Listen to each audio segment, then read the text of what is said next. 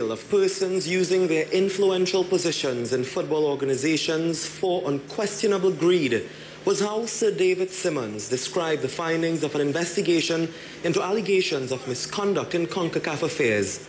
One of the Caribbean's leading legal luminaries, the former Barbadian Attorney General, presented the findings of a year-long investigation that focused heavily on actions by former CONCACAF President, National Security Minister Jack Warner. Sir Simmons told football leaders from North Central America and the Caribbean region that, quote, "Our findings are both Mr. Warner and Mr. Blazer were fraudulent in the management of CONCACAF," end quote. Sir Simmons and the Integrity Committee were asked to investigate, among other things, the ownership of the João Havelange Center of Excellence in his terms of reference. He lamented Mr. Warner, nor his longtime friend turned whistleblower Chuck Blazer, cooperated with the integrity panel, nor responded to their queries. But he says, with the evidence before him, he was able to conclude that Mr. Warner deceived the former executive and Congress into believing the Center of Excellence belonged to the football organization, when in fact paper trails revealed that he misled the executive, since the property was owned by a number of companies of which he controlled or had an interest. He explained that Mr. Warner never disclosed to the Executive Committee or Congress of CONCACAF nor FIFA that the lands on which the center was built was owned by him. There was never any disclosure, he said. The companies named are CNC3 and Renro, two companies linked to the National Security Minister. Funding for the Center of Excellence came from a number of sources, including transfers from FIFA, loans from a Swiss bank that FIFA repaid, and donations from Australia. But Sir David says his findings show, quote, "The money went straight into the bank accounts of Mr. Warner through companies owned by him through partnerships," end quote. He says at least half of the final $10 million tranche on the $25 million facility may have been sent to an account held by Mr. Warner. Further findings show that FIFA funds were used to purchase the last of 3 parcels on which the Center of Excellence sits by one of Mr. Warner's companies. The cost of the 3rd parcel, Sir David says, was significantly less than the price demanded by the disgraced president. Previous reports that Mr. Warner used the Center of Excellence as security to borrow money from banks mimic those presented by Sir David, stating Mr. Warner nor former CFU General Secretary Harold Taylor were authorized so to do. He says, quote, "Mr. Warner engaged in secret dealings in which he probably made a secret profit." By failing to declare to persons that his company owned the Center of Excellence, Sir Simmons found that, quote, "Mr. Warner deceived those companies or organizations into believing the Center of Excellence was a CONCACAF asset." He continued, Mr. Warner was in breach of his fiduciary duties. Also featured prominently in today's report was the role accountant Kenny Rampersad played in the affairs of Mr. Warner. He concluded financial statements were compromised because he was not independent. Sir David said, quote, "A sad and sorry tale in the life of CONCACAF when persons who assisted in bringing the organization profitability enrich themselves at the expense of their own organization." He further stated, "Read, mark, learn, and inwardly digest the ramification of the tragic experience that made our investigation an historic necessity. We cannot change the past, but we trust that our report will help you to shape the future of CONCACAF," end quote. And just to remind you, this is breaking news here on CNC3. Minister Jack Warner, well, former Minister Jack Warner has resigned. Accepted the offer of resignation of Minister Jack Warner as Minister of National Security. I advised His Excellency President Kamona to appoint Senator Emmanuel George as Minister of National Security and to add to the portfolio of Minister Ramachan, in addition to his existing portfolio, that of Works and Infrastructure. And that's it for today. Thank you very much. All decisions are difficult. All decisions are very difficult. So what is Mr. Warner's role within the committee now? Is he really still the function as chairman? I have advised His Excellency with respect to his portfolio as a minister. That is decision taken today, accepting his offer of resignation. As chairman of the UNC, does he? That is not a post that I can take away. That will be within Mr. Warner's. Is the resignation is of immediate effect? I am awaiting the document for signature, but I've already advised His Excellency by telephone, so it will take effect once my signature is attached to that document, will go back into post. What was your decision in terms of picking Mr. Emmanuel George as National Security Minister? Minister George is a very competent minister. He has experience as a minister. He's had experience, long years of service in the public service. He understands the working of government from being a public servant himself as a permanent secretary and indeed as a minister. I thank you all very much and thanks for coming. One of immense relief. Mr. Warner's presence in the cabinet has been a source of great concern and stress for the population. And now that he's no longer there, I think there'll be relief across the country. Are you satisfied with that resignation, or are you hoping that there will be further proceedings or something initiated concerning Mr. Warner, taking him to court and so on? Well, I don't know about that. I want to comment about the details of how FIFA and CONCACAF manage their business with their various fraudsters. What I do know is that the handling of public business is not now being mixed with private problems at FIFA and CONCACAF. However, what bothers me is that the Prime Minister has failed to do her duty and has reluctantly, only when the public pressure has become too great to bear and the political price too high, she has reluctantly allowed Mr. Warner to offer a resignation. It is our view that this was no matter for offering of a resignation. There have been many, many instances of Mr. Warner's removal from the cabinet was the logical thing to do, and the Prime Minister has protected him and promoted him until she can go no further. And that says a lot about how the state's business is being done. Dr. Rowley, are you satisfied with the chronology of events from Friday to today, with the Prime Minister returning last night and taking action as swiftly as she did? Well, I don't think the Prime Minister had any choice. I don't think she took any action. I think she was overcome by circumstances.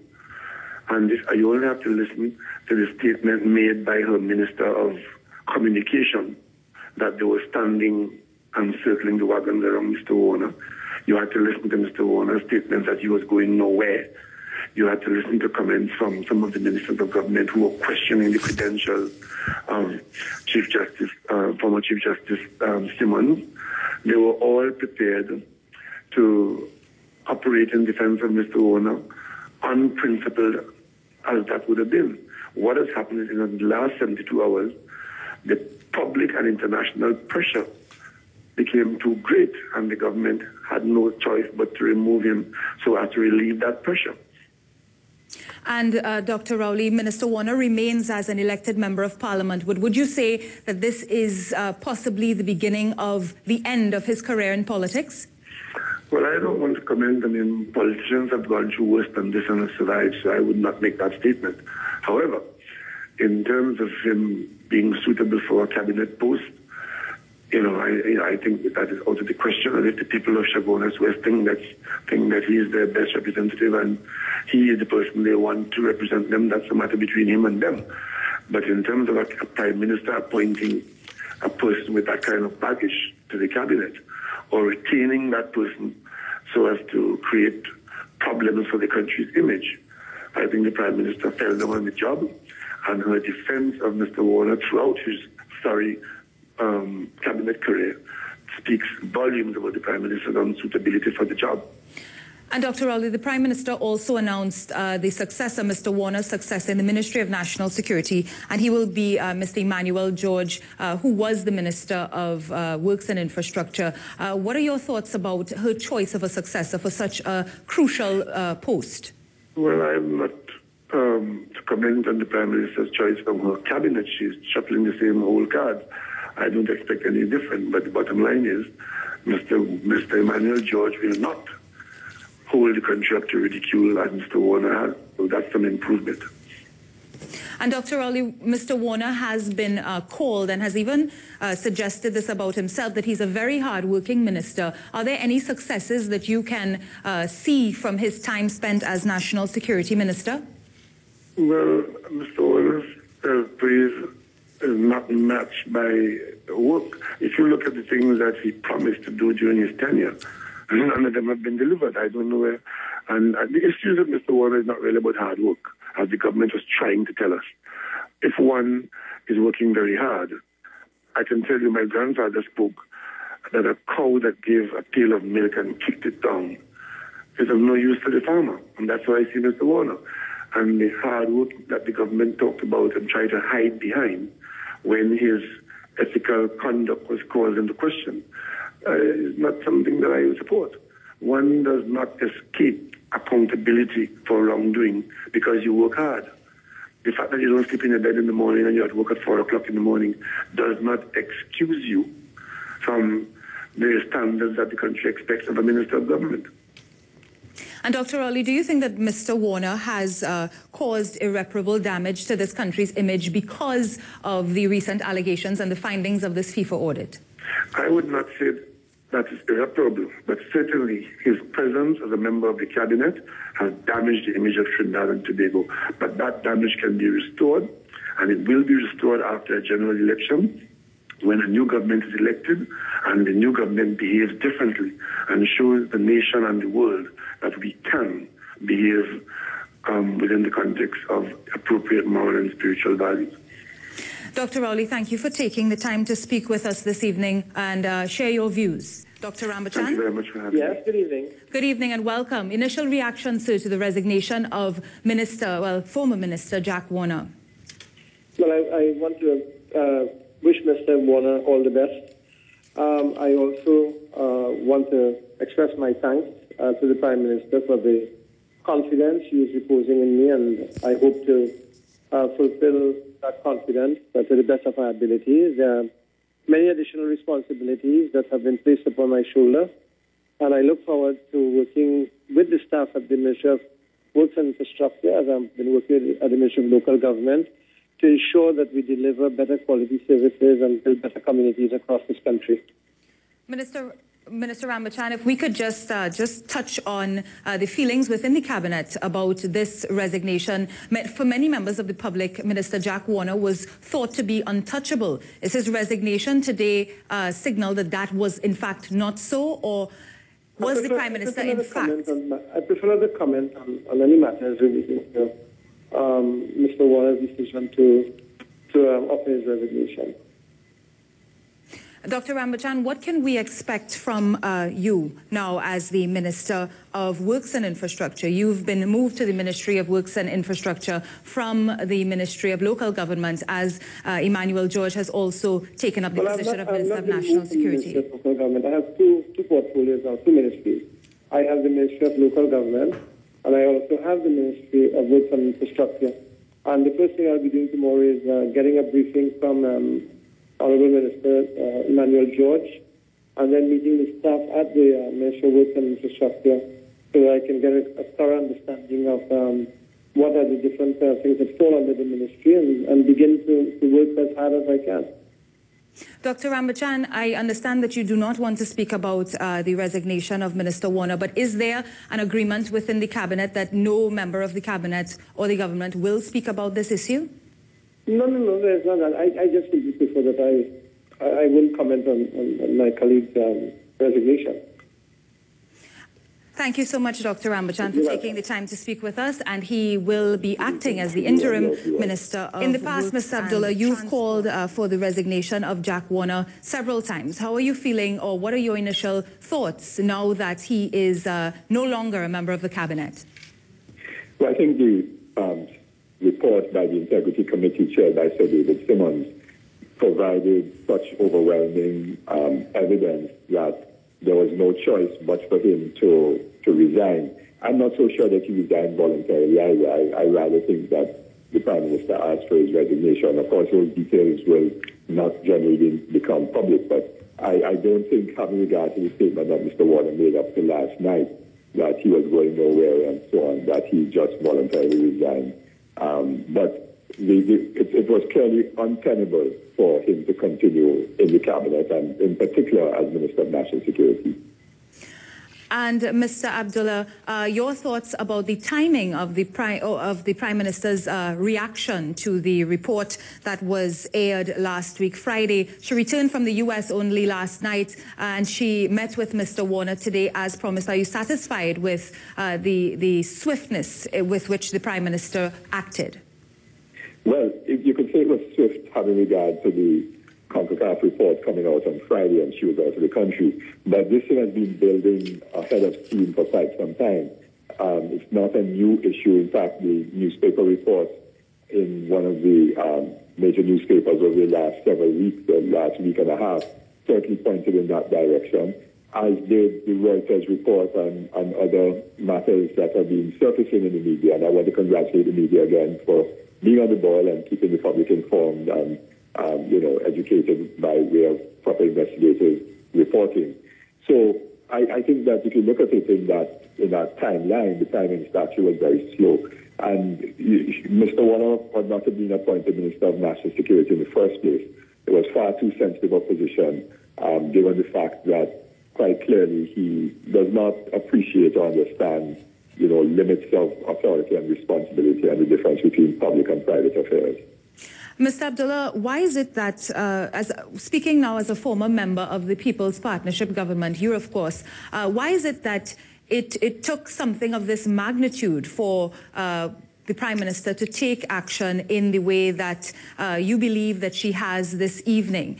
So many times there were allegations before Friday about Mr. Warner, and the Prime Minister has in fact waited until, as Dr. Rowley put it a little while ago, her back was against the wall. What is your opinion?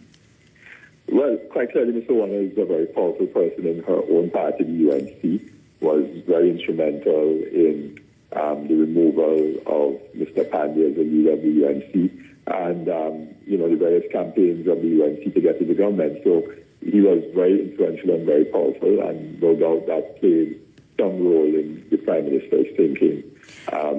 People can speculate on many other things, but of course I wouldn't want to speculate. I'm just trying to suggest what is on the surface of it. Mr. Warner clearly was a very influential and still is, as far as I think, powerful individual within the United National Congress Party. And is that power of which you speak, you say that Mr. Warner is a very powerful person, is that power of which you speak probably the reason why the Prime Minister did not act sooner? Yes, I certainly think so. You recall last year in March, Mr. Warner contested the position of chairman of the party. He had up against him someone who was endorsed by other members of the party, including other members of the cabinet, openly endorsed by other members of the cabinet and party. And one understood that he was quietly supported by other very powerful people within the UNC.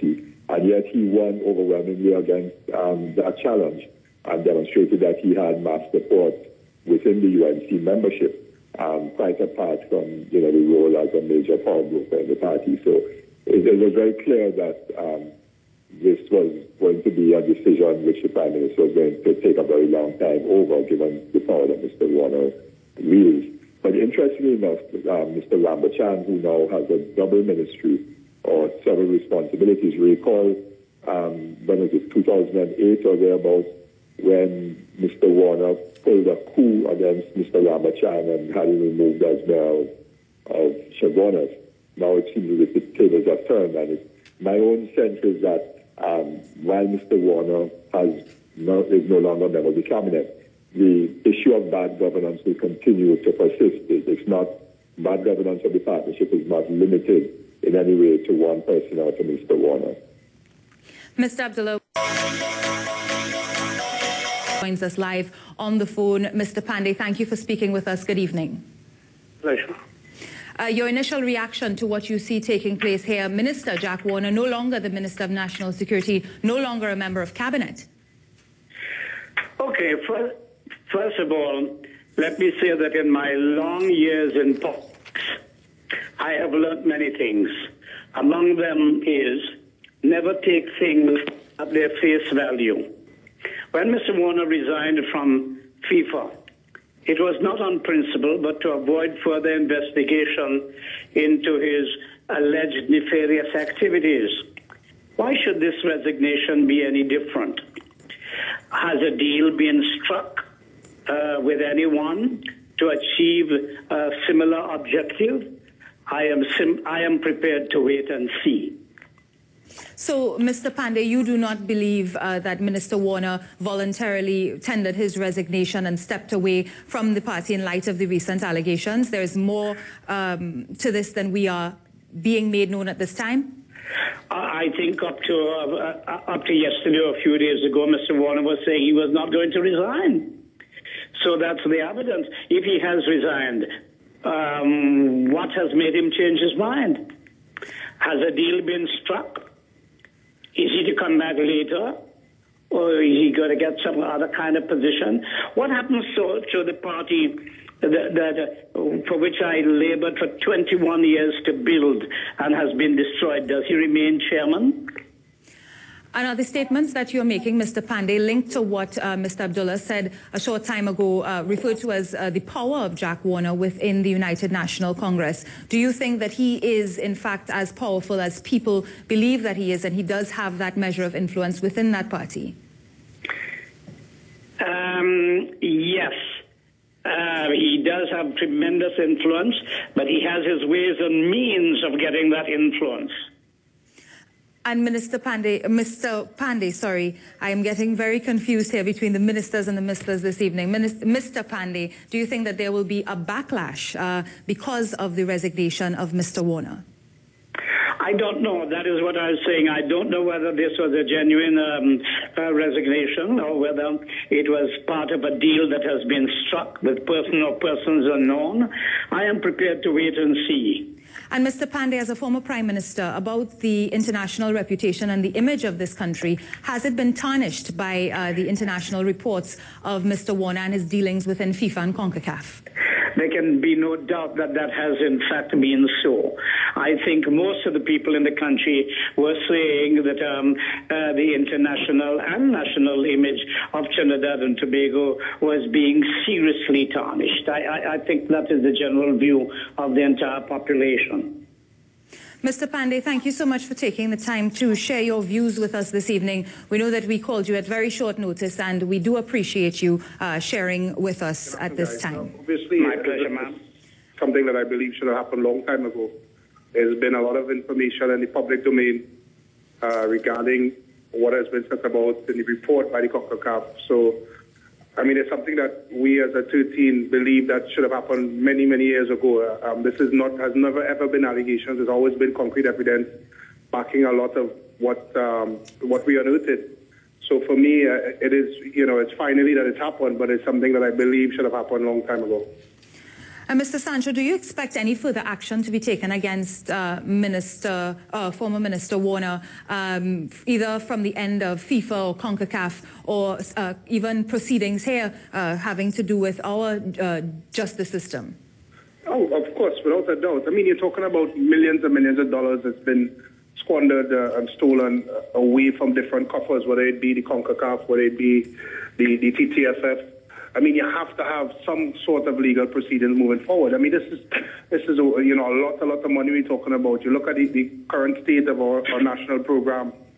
We are absolutely struggling financially. So I think from a national perspective, I would be very surprised if the TTFF does not go after Mr. Warner for somebody missing funds. And from a CONCACAF perspective, of course, I think they have every right to. I mean, the report clearly shows that there has been a mishandling. I mean, he comes in as CONCACAF president, and he has responsibilities at that helm, and he squandered a lot of these. He took a lot of liberty with his responsibilities. So I expect a lot of ramifications coming out from both ends, both CONCACAF and the TTFF. And Mr. Sancho, there is really divided opinion on Jack Warner's influence in local football.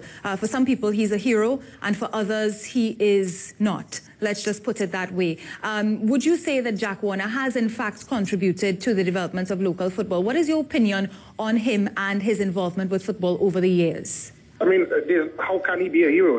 There's no transparency, no accountability. I mean, we sit in a position, I don't know what he's contributed. We don't know what was meant for us, what wasn't meant for football. We don't know where the finances come from. I mean, you look at the state now that we're in, there's no way he can be a hero. There's absolutely no chance, because at the end of the day, You need some sort of accountability to look at someone's past to see what they have acquired, what they have done for the sport.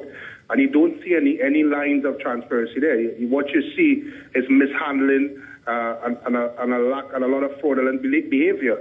So for me, from my position, I can't see it being error because there's nothing to look at. There's absolutely there's no words there because everything there, you don't know what is truth from what is not the truth. And Mr. Sancho, CONCACAF has agreed to pay the debt owed to Trinidad and Tobago footballers, some monies that you have been clamoring for over the years. Are you satisfied now to allow or to receive that money and forget all about what Jack Warner, or what you think Jack Warner has done in the past? It's hard to forget. I mean, when we started this court case, obviously was about financial recourse for what was promised to us. I think what people fail to realize is that at the beginning, I think if there was some financial monies paid that was satisfied for the boys, that was satisfactory for the boys, they would have taken the money. But once the case started to proceed and us as players started to see what has been unearthed, what kind of the kinds of monies that went missing, we had an obligation, not just ourselves, but to football in general. I mean, there's a lot of players along the way that took the payoff, and the 13 players that stood strong had a moral obligation to football in this country, to keep pressing on. Obviously, we are quite happy that CONCACAF will pay, but we won't die down. Of course, now we believe that we need to push on, and the push is not necessarily for us, but the push is for Raymond Timke and the TTFF. The money is theirs. It's their money that was stolen.